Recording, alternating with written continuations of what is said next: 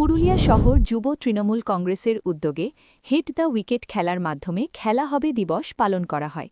তৃণমূল কংগ্রেসের অন্যতম স্লোগান খেলা হবেকে মাথায় রেখে এই আয়োজন করা হয়। পুরুলিয়া নামোপাড়া রথতলা সার্বজনীন দুর্গামন্দির সংলগ্ন ময়দানে বাচ্চা মেয়ে এবং মহিলাদের নিয়ে বুধবার বিকেলবেলা এই খেলার আয়োজন করা হয়। খেলার নিয়মাবলী ছিল নির্দিষ্ট দূরত্ব থেকে টেনিস বল দিয়ে উইকেট মারতে পারলেই পুরস্কার। এদিন অনেক মেয়ে ও মহিলারা খেলায় অংশগ্রহণ করে এবং অনেকে বল দিয়ে উইকেট মেরে হাতে পুরস্কার নিয়ে বাড়ি যান।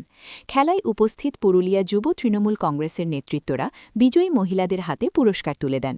তৃণমূল কংগ্রেসের মহিলাদের জন্য জনমুখী প্রকল্পগুলি বক্তব্যের মধ্য দিয়ে তুলে ধরেন।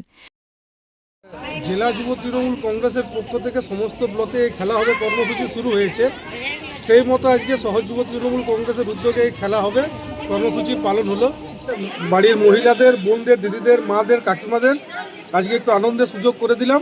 পাশাপাশি মমতা ব্যানার্জি চেষ্টা করে সমস্ত প্রকল্পের মাধ্যমে, সেটা হোক লক্ষ্মীর ভাণ্ডার হোক, সেটা স্বাস্থ্যসাথী কার্ড হোক, মা বোনদের বিভিন্ন প্রকল্প হোক, রেশন হোক, বিয়ের সময় 25,000 টাকা হোক, মেয়েদের পড়াশোনার জন্য 25,000 টাকা হোক, সমস্ত প্রকল্পের মধ্য দিয়ে মহিলাদের সশক্তিকরণের একটা চেষ্টা করেন। তাই আমরা মহিলাদের কাছে মমতা ব্যানার্জির এই বার্তাগুলো, প্রকল্পের কথাগুলো এই খেলা হবের মাধ্যমে পৌঁছে দিলাম। পাশাপাশি একটা আনন্দমুখর দিন তাদের উপহার দিলাম। অনেকজন অংশগ্রহণকারী ছিলেন। এলাকার মহল্লার 12 নম্বর ওয়ার্ডের বিভিন্ন মা বোনেরা ছিলেন, অনেক কয়েকশো মা বোনরা ছিলেন। আমরা 30 থেকে 40 জনের হাতে পুরস্কার তুলে দিলাম এবং এখানে না আমরা প্রত্যেক বুথে বুথে এই খেলাটা পৌঁছে দেওয়ার চেষ্টা করছি, প্রত্যেকটা ওয়ার্ডে এই খেলাটা পৌঁছে দেওয়ার চেষ্টা করছি।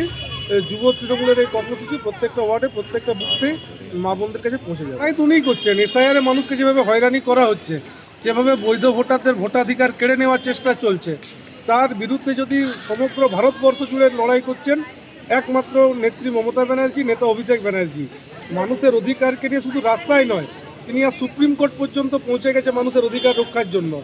আজ সারা বাংলার, সারা পশ্চিম বাংলার মানুষ তাকিয়ে আছে নেত্রীর দিকে।